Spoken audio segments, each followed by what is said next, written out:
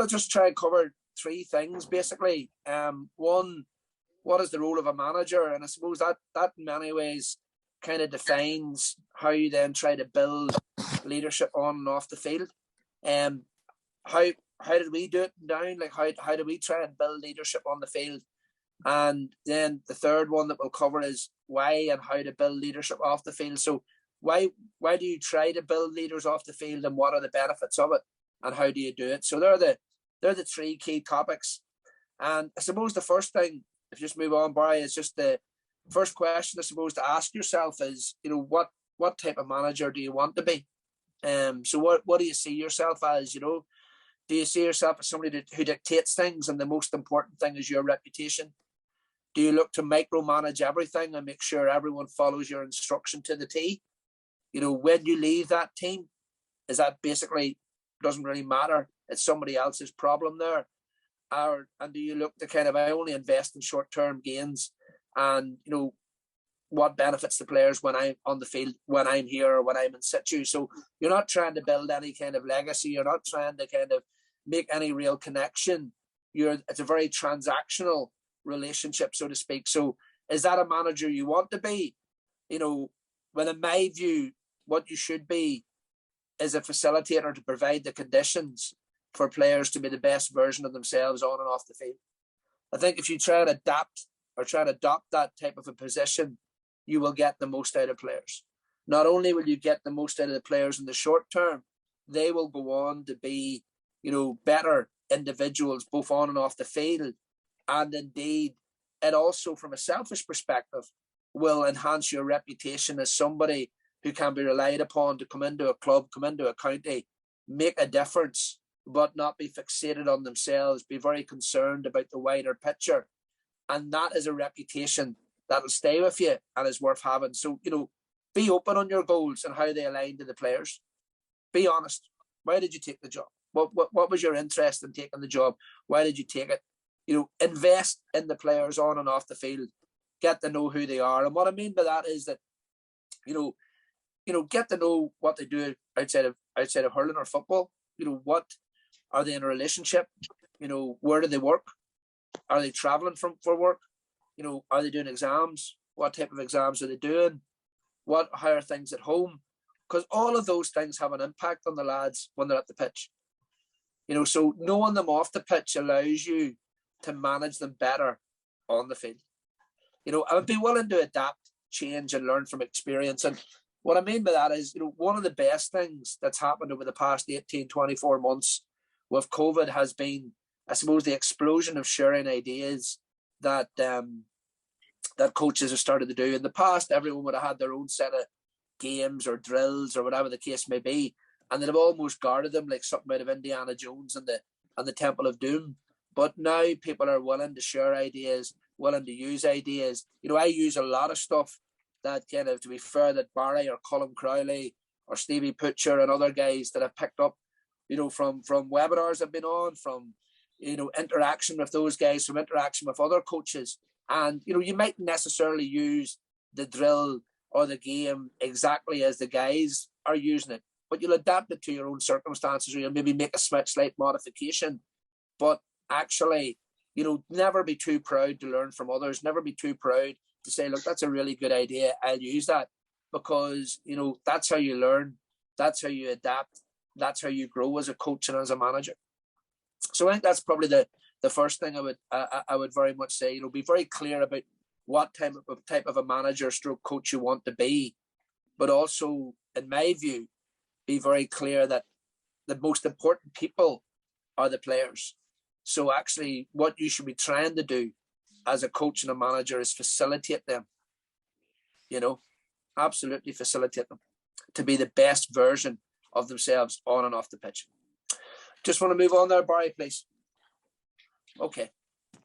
So what are we doing down, I suppose, and and how do we approach things?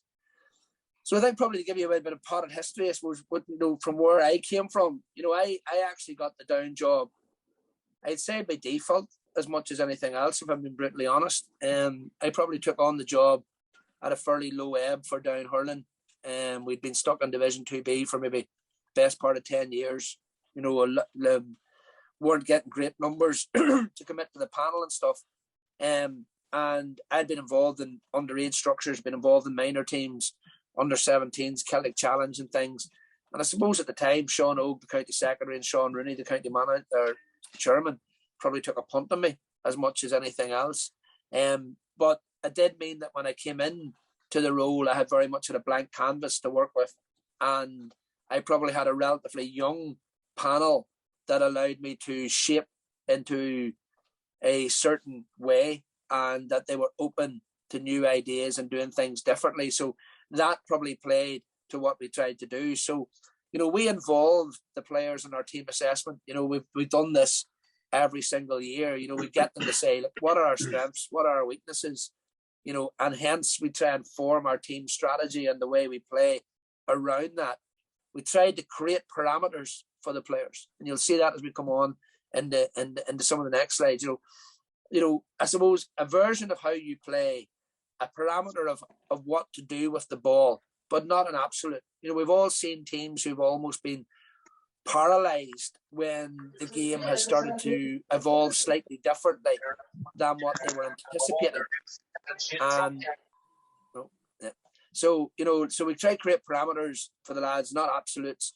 And then we tried to, training reflected the decisions they need to make in a match. So we tried to put them in a situation whereby when we were in training, the games we were playing were under the same type of conditions that they would face in a game. That meant that they had to use those parameters, but also adapt relative to what they saw in front of them and play the game as they saw in front of them. So we created a set, I suppose, of overall principles. So if you look at kind of the next, just move on the next slide there, Barry, please. Look, I'll talk through them, guys, and I'll send the slides on again. I'm not sure why they've gone blank there. But we had a group of overall principles. So we have a do's and don'ts within the team, So, for example, within our do's, it's use the ball at every opportunity. Give the ball, give the man, or give the ball to the man in space who is free every time. Simple as best. When we overcomplicate and try to be spectacular, the ball is given away and we bring pressure on ourselves. Use space. When passing over 35 yards, don't try hit directly to the man. Play the ball into the space to the side of them. Know your shooting range. Stay patient in the tackle. Don't dive in. Don't make a lazy slap. Use the sideline to your advantage. Do work harder than your opponent in every game. Work rate is the foundation of everything we do. And then the last do that we had is stay calm on and off the ball. Be flexible and ready to adapt. As General Patton said, no plan lasts beyond the first shots with the enemy. And that's the reality. When you go and you play a match, you might have everything laid out about how you want to play the game. But actually, once that game starts, once the madness begins, it becomes very hard to kind of play exactly to a set game plan. So what are the kind of don'ts that we said to them? Don't hit long, aimless balls. Don't foul from a lack of patience or frustration. Remember, most teams have a 90% conversion on frees, but only 60% in open play. Don't let your opponent walk out of the defence with the ball to set up an attack. Don't stand static up front. Don't start your run too early or from too far out the field. Stay patient in the full forward line. And the last one that we had here, don't be willing to accept second best. Demand first class attitude and application from yourself and your teammates. We always say that kind of 1 weak link can break a chain. So vital that we have a culture environment of open, honest and constructive challenge. And there's a great wee thing that we did with the team one day. I don't know if any of you have ever done it. You can bring a set of pencils to a training session and you can throw a pencil to each of the players and ask them to break it. And they'll break it very, very easily. Obviously they'll snap it in two straight away. You then kind of share with them I suppose, maybe tie 15 to 20 of those pencils together, throw it to the guys and say, well, try and break it now. And they can't break it. They can't break it. So a team and a group is tighter together. But if you get those 15, 20 pencils and you take one or two of them out and you still have them bound the same way, actually, the two that you've taken out mean that the rest are loose, and the looseness allows you to start breaking them. So it's a good thing to show lads. So hopefully you can see that now. Yeah, it seems to be going on PowerPoint. You can see those do's and don'ts. And then what we did then was that we give every one of the lines on the field a set of principles as well. So if you just move on, and we'll not go through these in too much detail, but you move on there, you see. So we've got one for goalkeepers where we kind of say to the lads, you know, so when we have the ball, what are the key things to do? When the opposition have the ball, what are the key things to do? When we're on puck outs, what are the key things for you to do as a goalkeeper? And each one of the players has one of those in a very small kind of printed out and laminated thing that they keep in their bag for training every session and for every match. And, you know, I'm a big believer in just, how would you call it, spot checks. So, you know, I'll say one day when maybe we're going to a match, I might just pick on Stephen as an example, our keeper, and say, Stephen, have you got your wee laminate there? You know, and he'll have to show it to me, and I say, yeah, I have it here or whatever. Or I might say to Donald Hughes, Donald, have you got yours? Who's in midfield or whatever the case would be? And like, I'm a big believer in giving guys responsibility, but then just checking every now and again to make sure that they're not breaking your trust. The same way that I don't test every single one of my players for hydration every single time they come to training. However, I will spot check 2 or 3 of them. And by that way, we see, you know, are you building trust whereby they've no way of knowing if they're going to be the couple of guys that are picked that week or whatever the case may be, or that session. So you build trust that way. But, you know, and you put responsibility onto the players. But we give every one of the players these. So there's one for goalkeepers. Just move it on there, please. Bye. And I'm happy to share these guys. Look, there's no state secrets out of this. There's one there for fullbacks. You know, when we have the ball, when the opposition have the ball on puck outs, what do you need to do? There's one for halfbacks. There's one for midfield. There's one for half forwards, and there's one for full forwards. And you can just see as we go down there, there's the different wee slides on each one of them. They've got different points. You know, so for example, in the full back line, you know, when the opposition have the ball, stay alert to your man and his movement. Don't get caught ball watching. You know, be alert to gaps in front of the goal. Communicate as a team. You know, puck outs. The minute the ball goes wide, get into position wide and be looking for the ball. We all have fullbacks that kind of, you know, walk out at times. You know, or have their back turned to a goalkeeper.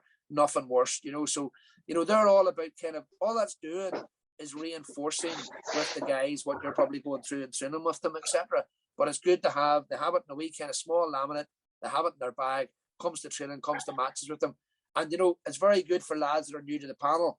They can look very quickly before training, before a match. What am I? Just reinforces the points you've made. What am I meant to do when I step onto the field today? So you can probably just move on through the next few slides there, to be fair, Barry, because they're all probably just different versions of themselves. You know, as I said, guys, if anybody wants them, that's fine. You know, and then I suppose the bigger context is, you know, what do you do in training, or how do you, you know, put them into a situation where they need to make decisions and decisions that are similar to what they see in a field. And this is no different than some of the stuff that Barry would have up from time or anybody else. So this is just one that we use. So we have kind of 3 goals on the pitch. So we have the main goal, which is occupied by a goalkeeper. We've got two side goals, which is occupied by one of our keepers. So that, you know, this is obviously from an inter-county perspective. You've got 3 keepers in your panel, but you know you can put ordinary players in the nets as well, or you can play fly keepers if you want. And you know it's set up 4v4. 5v5, you know, whichever you want to use, depending on kind of the intensity of the game that you want to have. You know, you have about 7 slitters behind each goal. You can have no keepers in the side goals, or you can have them depending on whether you've got the 3 keepers there or not. You know, ball starts from one side of the pitch, objects to score in the opposite goal. You have to have at least 1 pass to hand before you can shoot. And I'm a big believer in this kind of pass to hand. I hate these kind of dribbly passes that go along the ground or whatever the case may be. You know, if the ball doesn't go to hand, well, then they have to start again, so to speak. But there's 3 options. You know, you can bat the ball into the opposite goal, which is worth 1 point. You can score a goal in the main goals, which is, you know, past the keeper. Or you can play the ball out to a shooter. So the shooter's the yellow player. And, you know, has to be played to him in one of those blue squares.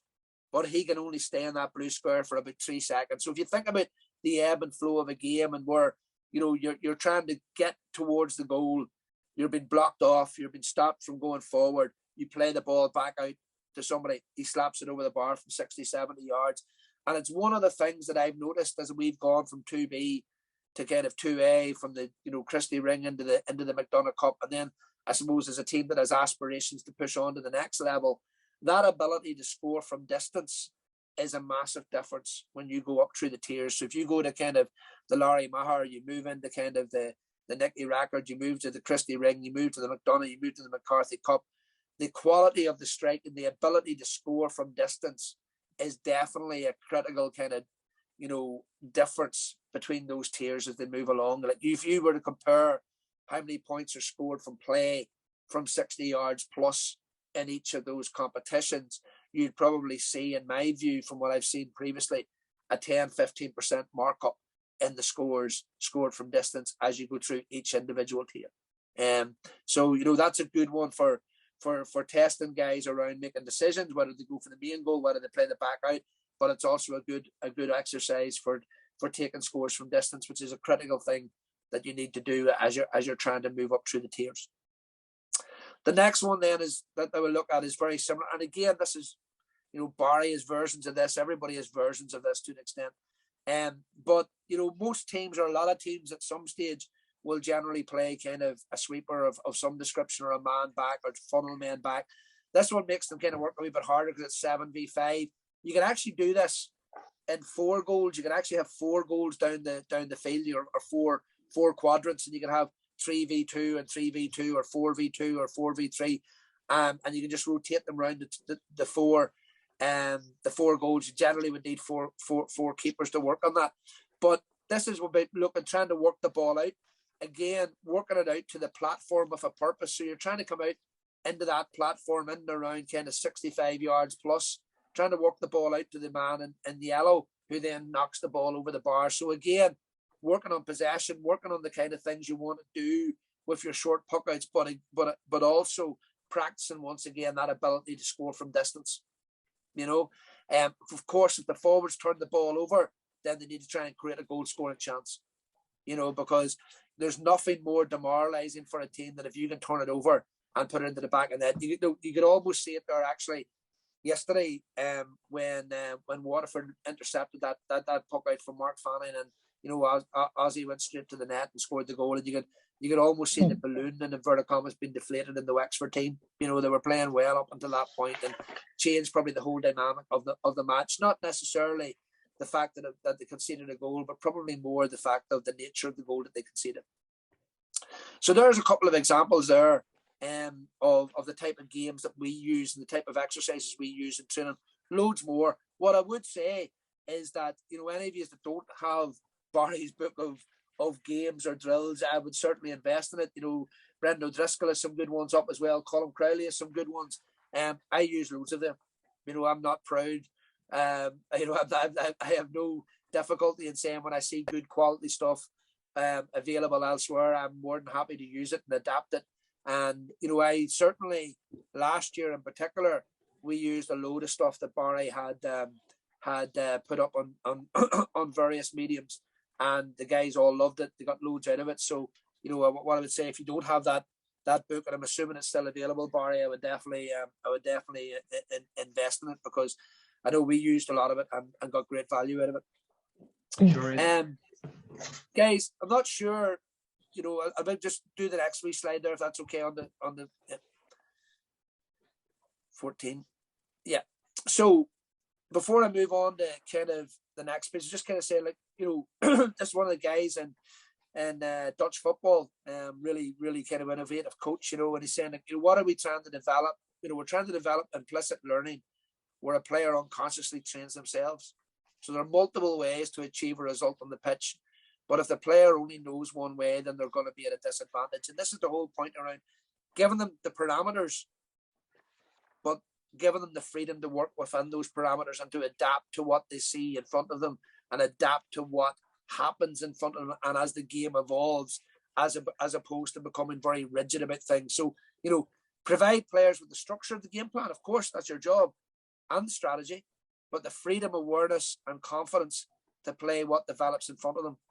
They won't do that if you haven't built that confidence in training via repetition. So keep on putting them into games-based scenarios where they kind of have to become, and like, you know, somebody says, you know, sometimes the old shooting drills that we all do and the old kind of shooting kind of exercises we do, and people kind of get fixated with saying, you know, oh no, it should all be small-sided games. It shouldn't be a drill, or it shouldn't be an exercise.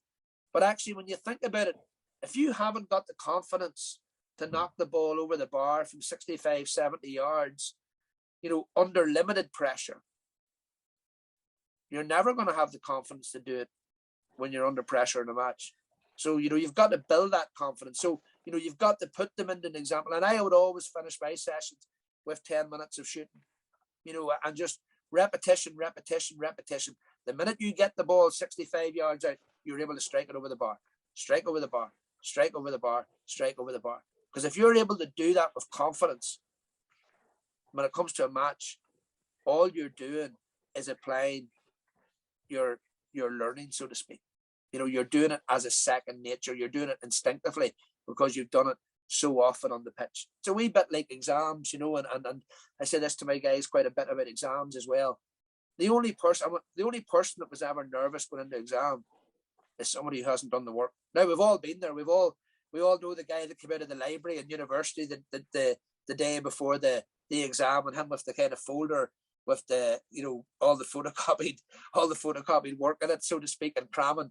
And you meet them later on in the pub, and they'll tell you they think they got 42%, you know, and they just about got a pass, you know. So there's always the crammer in inverted commas.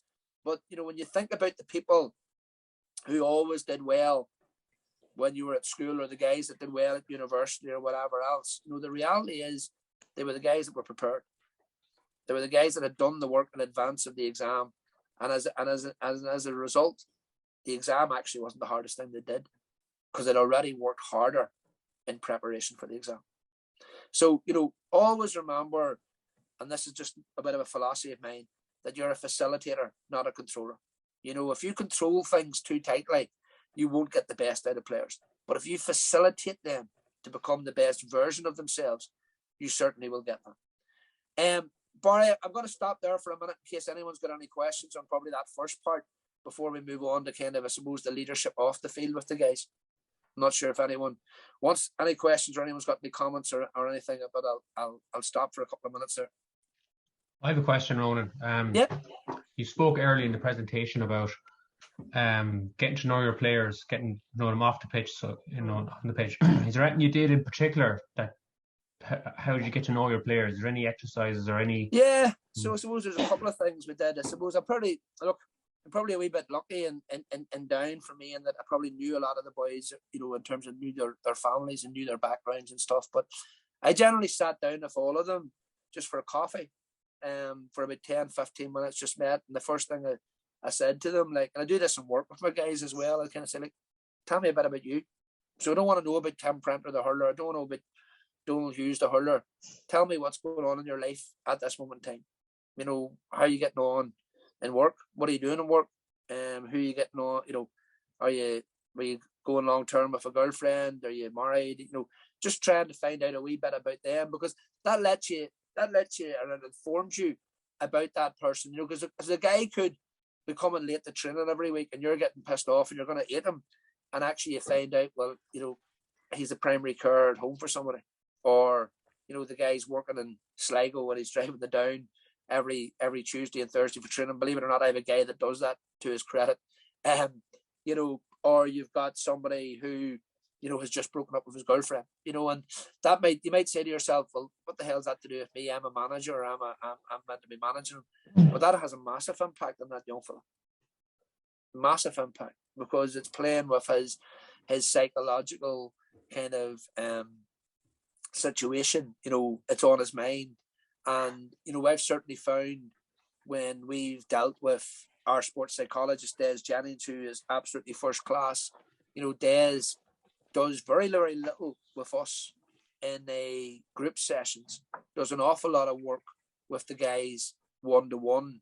And a lot of the work that he does is about making the guys comfortable in their skin, happy in their skin off the field, and that then just naturally translates on the field as well. So, I spent a wee bit of time getting to know the guys, set those kind of wee things up. We also do a bit, we'll touch on here in the next few slides, around kind of, getting them to put down what are their 3 personal goals for the year on and off the field. So what are their 3 things? Because that'll tell you an awful lot about them. Because if you ask one of your students, for example, what are their 3 main things this year on and off the field? So off the field, they're probably going to put down their exams. They're going to put down something about, maybe their part-time job and being able to kind of pay their rent and things like that. So you get to know an awful lot about the pressures that are impacting on them and stopping them from being the best version of themselves on and indeed off the pitch. So not sure if that answers your question or not. No, that's brilliant, Ronan. Thanks for sharing that. Excellent. Yeah. Look, Ronan, go ahead. Yeah. Just really impressed with the principles and doing it by position as well. It's probably a lot of the things we're talking about there. It's probably things we call out during training, or we talk to lads about. But is that something that you sat down with as the group and developed the principles, or did you kind of start with an 80-20? They're more or less kind of half baked, and you discuss them as a panel and then refine them, or So how did that work? It looks top class, to be fair. Yeah. So look, we probably sketched them, or I probably sketched them initially, and then we'll touch on this in the next few slides. This came back from the player feedback and from things. So we lost a Christy Ring to Meave in 2019. Can't remember the exact year, sorry, but one of the years. And we were a very young team and very inexperienced team, etc., and both on and off the pitch, and we reflected on that. Where were our gaps? And one of the critical gaps was that we probably weren't overly clear on the strategy or how we wanted to play or the game plan. So we had a broad structure, but the guys weren't overly clear, and they felt that they weren't overly clear. So on the back of that, I kind of said, right, well, we've got to accept that these young lads, and that's what they were. Like at that time, we went to the Christy Ring final. I think maybe 11, 12 of the boys were under 22. And I was saying to myself, well, actually, I feel them here. I've been telling them stuff at training, but I've never really checked to see that they understand what I've said to them. I've never really validated with them what I said. So we came up with this idea of these game cards, so to speak, or these cards. And then each year we've looked at them and adapted them based on player feedback, and I rely an awful lot on a leadership group. So I have we'll touch on this next slide. I have a group of about 6 lads that are in a leadership group that are all players, and they hold me to account, and they'll say to me very clearly, Ronan, things aren't going well at training, or we're not clear on the strategy, or geez, that session on Tuesday was a load of shite, Ronan, like what were you trying to do? Like, or, and because actually they need to hold me to account, because I can probably be a manager for another 15, 20 years or until I get sick of it. But they've only got a small window of opportunity to make the absolute most of themselves. So they have to hold the manager to account. They can't be the boss. They can't tell you what to do, but they can hold you to account. They can help you with so much stuff. And they certainly played a key role in helping to change and adapt what our do's and don'ts were. They helped us kind of shape what our team structure was, our team strategy was. And they played a very key role in the likes of standard setting, and things like that, So that's probably, hopefully that answers the question, but it probably is a nice fit into the next set of slides as well, if that makes sense. No, thanks for that. I think you hit the nail on the head there. It's resonating with me. Like, I'm saying stuff, but I never check to see that they understand, and then getting frustrated when it's not happening. So I think, that's really useful. So I appreciate that. Thanks, lad.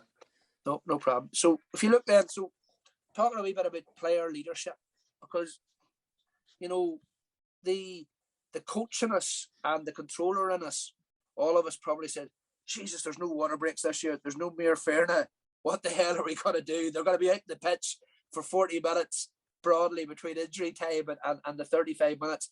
And we're not being able to say a word to them. We're not going to be able to get messages to them. And, You know, if you've got a mic, you're going to be put into the bloody stand and all that, you know, and the controller in you starts to panic when actually, if you've created leaders in your group, they lead, they react, they take control on what happens between those two white lines on match day. You know, so they, as the game starts to ebb away from you, they're the ones that slow it down. They're the ones that take a helmet off. You know, they're the ones that kind of, you know, get a message up to somebody else.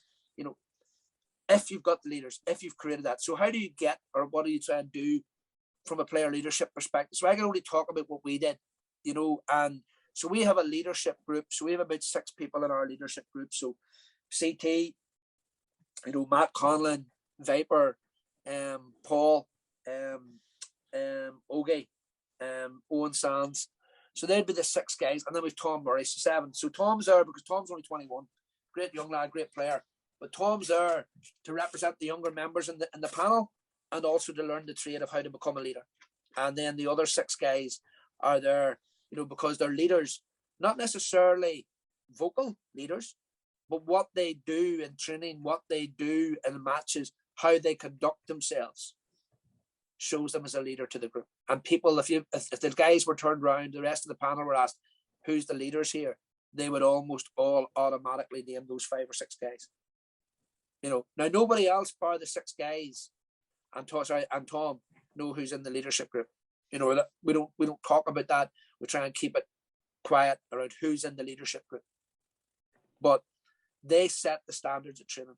They set the standards on match day. They almost self-govern with the rest of the players. So if somebody is not pulling their weight at training, or not pulling their weight, you know, in general, and not doing their gym work, or not wearing their GPS on match day or at training or whatever, it doesn't me that goes and talks to them.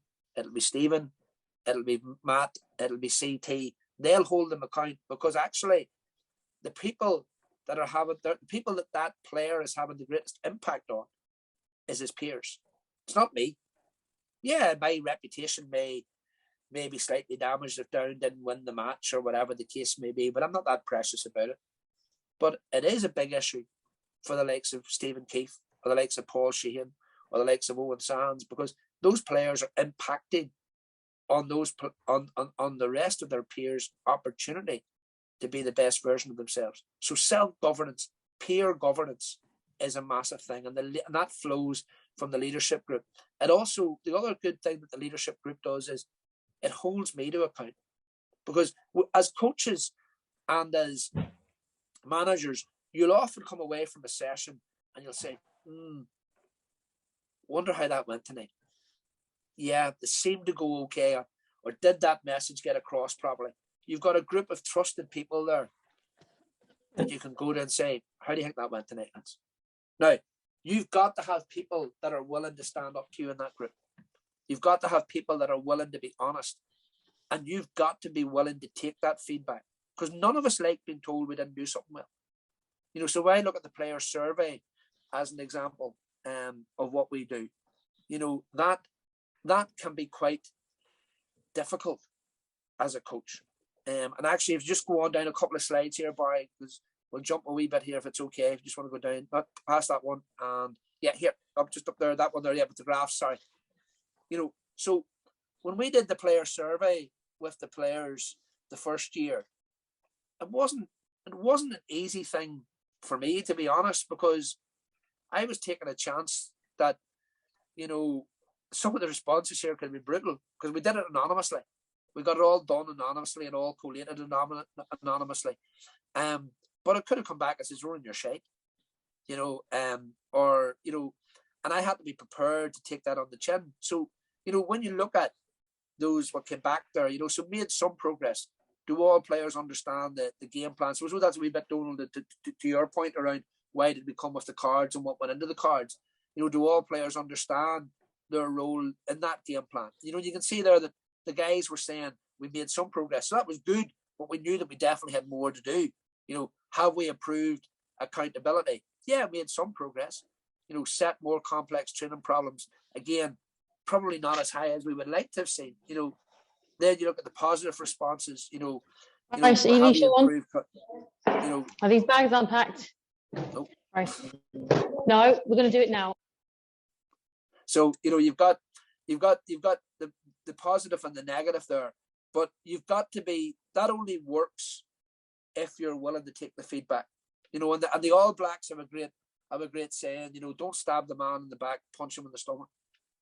You know, look, if you genuinely want to be the best coach and manager you can be, or more particularly if you're genuinely interested in the players under your care, then you will be willing to take that feedback on board and to try and make yourself a better coach for their benefit and for your own benefit as well. So the player survey was a very important thing for us. Yeah, so we had kind of said to the guys, you know, that look, we would look at kind of every year we would sit back and we would do this kind of, you know, we do the survey, but we'd also have a period of reflection, and there's kind of this Gibbs reflective cycle, you know. So, you know, feelings, what were you thinking and feeling, you know, evaluation, what was good and bad about the experience, what else can you make of the situation, you know, conclusion, what else could you have done, action plan, if it arose again, what would you do?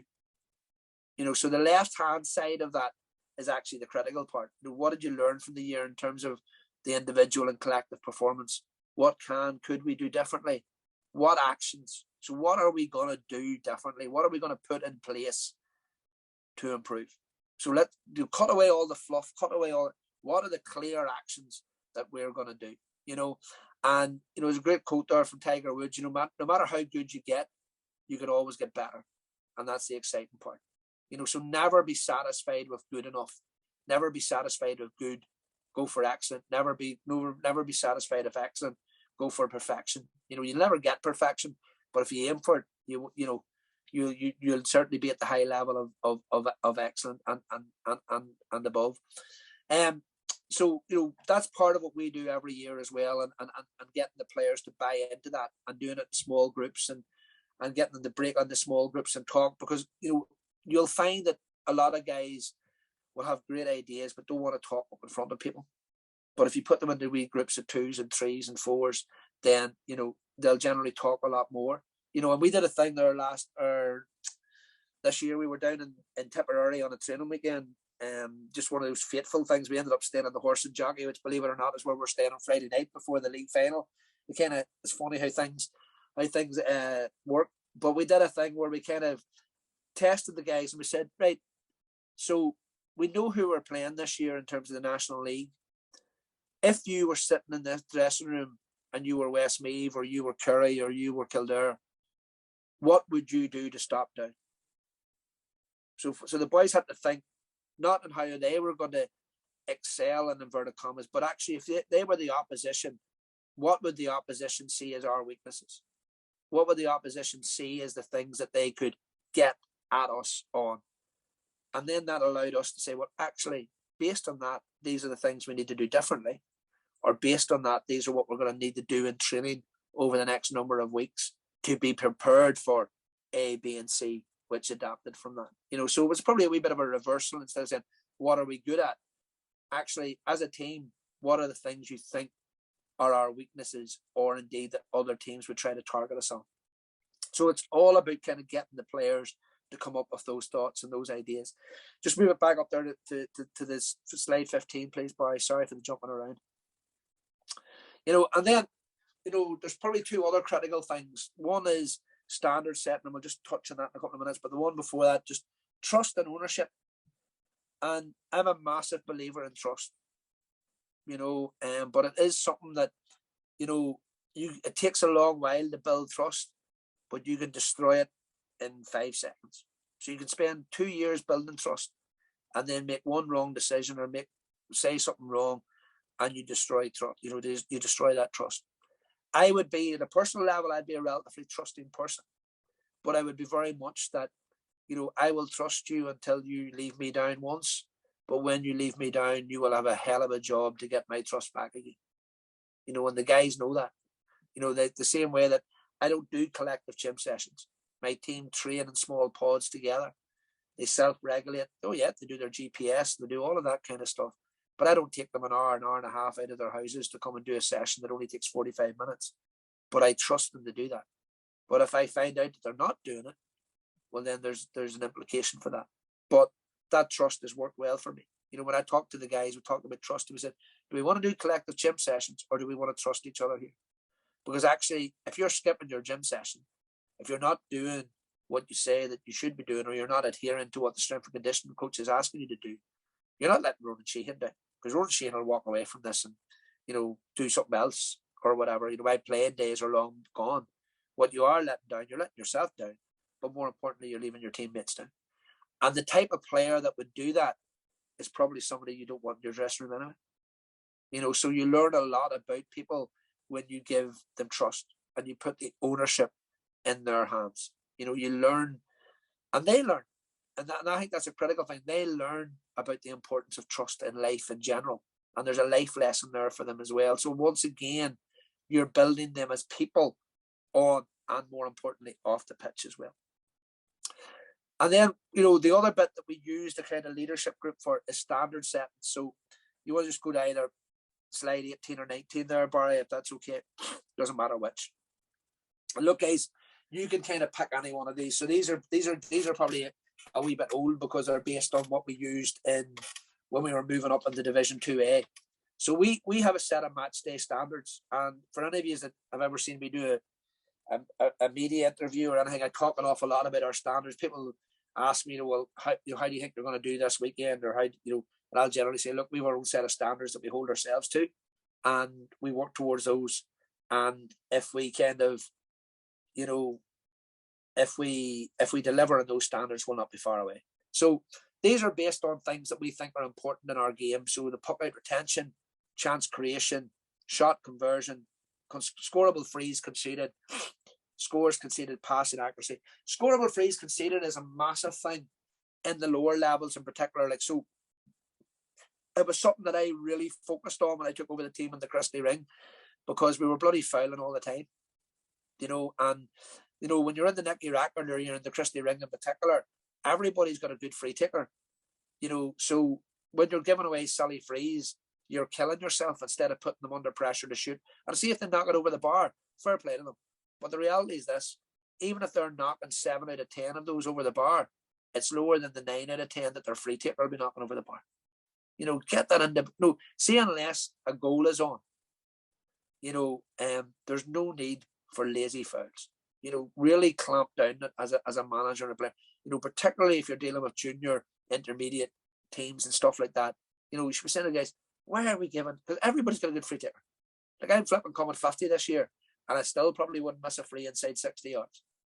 You know, so, you know, don't give them away. It would be a big thing for me. And we've got a colour coded down. You know, you see, got top green is McCarthy class. You know, pale green is acceptable.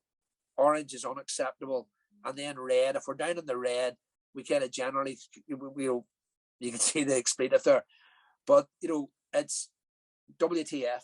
And actually, there's sometimes, if things are going really badly in a match, you can hear one of the players shout up the field, lads, WTF. And, you know, it's just a thing that the boys just focus the mind again and say, we're so far off our game now. We need to refocus. We need to get back on the game. We need to be back on this. You know, and we just have that wee kind of thing where we say to the guys, you know, WTF, not acceptable. Let's get at this, you know. And we have something similar from a training standards perspective. But if you look there at the middle point where I was kind of saying to the guys, you know, so why did we pick these? You know, the average scores of the teams that maintained their status last year in the 2A, or it'll be 2 years ago, because this would have been when we were coming up, was 22 points scored, 21 conceded. And you can see like that range from Kerry, 21 scored, 15 conceded, Offaly 29, 15. You know, we looked at who we were playing, what they were scoring, what they were conceding, where we needed to get to as a team around the standards to be competitive, and indeed to kind of, you know, exceed that. So that everything we did and that we agreed with the players and with the leadership group was based on fact, was based on data, but it was all stuff that they could easily understand. There's only 6 things there. When I talk to the team and we come in on match day or whatever else, and we've got hooks and blocks in this now as well. We've dropped out one of those. But, you know, that's all we talk about. We don't try and talk about 25 things, or don't try and, blast the guys with loads and loads of data. We keep it nice and simple. Are we delivering on our standards? And if we are, most times we'll win the game. Yep, the odd time you might. But actually fixating about something else probably isn't going to change that result. The reality is sometimes you just made a team that's better. But so you've set the match day standards. We've got a set of training standards that are underneath that as well. And again, the players have been critical to building that. But a lot of that is driven by the leadership group. It's driven by the surveys. It's driven by the interaction that we have. So you can just see there, what do we want? 95% of the players are there 15 minutes before the session doing their stretching and their skills. Less than 10 drop balls and when we're doing the drills. The RP of 7 or above. Now, obviously, that isn't always valid, because sometimes you'd want a slightly less than that, depending on how close to match day you are and things like that. You're looking for a lot higher shooting conversion in training, because if you're hitting 90% in training, you're probably going to hit 70% in the match, and 75 is probably going to end up at 55, etc., etc. But again, these aren't perfect. I'm sure other people can come up with other ideas. But the critical piece here is the players had ownership in devising all of these. They agreed all of these. This wasn't a dictatorship by me. It was a collective effort with the players. And that is the way that we work as best we can collaboratively to come up with the best solutions to allow those players to become the best versions of themselves on and off the pitch. So look, that's probably it. Barry, I'm kind of conscious that we're kind of probably got about 10 minutes left in case anybody has any more questions after my rambling, but I'll open it up there again. Oisin, Ronan, just going back to the very start, near the start, you mentioned the Celtic Challenge. You were involved in it. Are you seeing any? It's something that I'm a huge fan of. I was involved with the Celtic Challenge with Dublin teams, and have you seen the fruits of that coming through and down? Oh yeah, massively. Yeah. So a load of my panel are actually part of that. So Pierce Hogan, Rory McCrickard, Tim Prenter, Phelan Savage, Tom Murray, Ronan Blair. I've probably got about 8 or 9 lads in my Dahi Sands. They were all involved in those Celtic Challenge teams over a couple of years. Massively. I'd actually be a big advocate, Barry, of doing something quite similar at under 20. It's a problem we have. It's a problem the middle tier and the bottom tiers have in under 20s, whereby, we go into an All-Ireland B competition, and it's all knockout, and you might get one match. But like, one match is no good for Sligo under 20s, or it's no good for Down under 20s. And we probably get more than one match, so we generally get on a wee bit but this year now, the under 20s, because of the way it's structured in Leinster, the likes of Meath and Westmeath aren't going to be in the All-Ireland B, and that dilutes the quality of it and stuff. And you don't really learn unless you get loads of games against teams of a similar standard. I think the other advantage that the Celtic Challenge had, Barry, was that, the likes of Dublin and the likes of Cork and the likes of Kilkenny and all put in 2 or 3 teams. And the year we won the Celtic Challenge, we ended up, okay, it was Cork City we beat, or it was East Waterford or Dublin Plunkett, or what, but for the guys walking away, they'd just beaten a Cork team. And the day that we lost the year before in the A semi-final to Kilkenny South, Evan Shefflin was playing there, Martin Carey was playing, 3 or 4 lads that have gone on to play, inter-county with Kilkenny.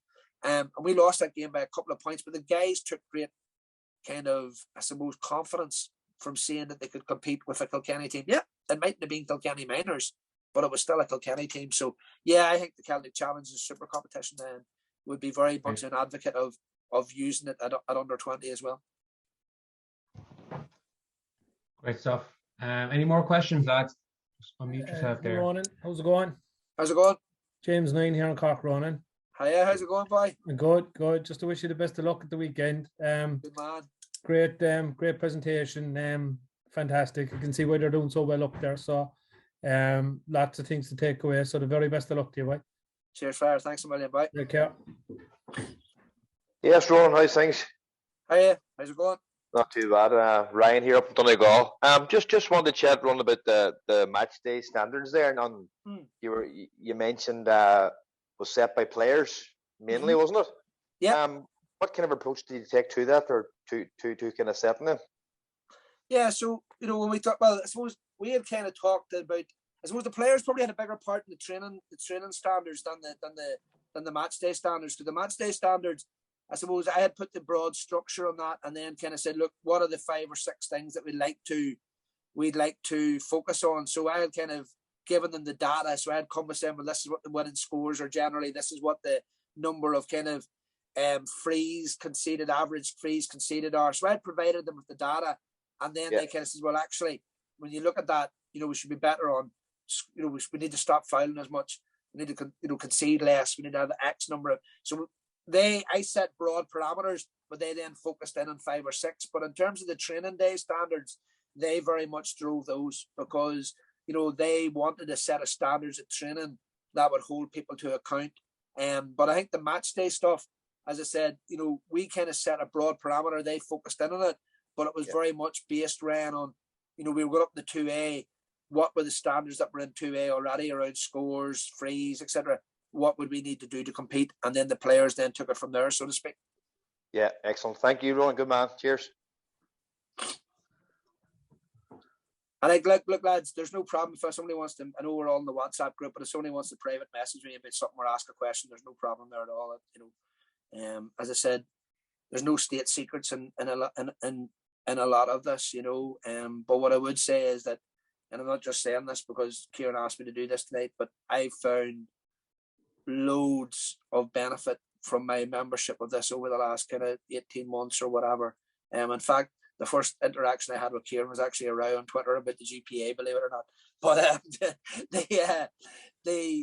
but there is loads of great information there. And I know that we certainly, as I said already, use a lot of stuff that Barry has up there and stuff. But don't be too proud to ask.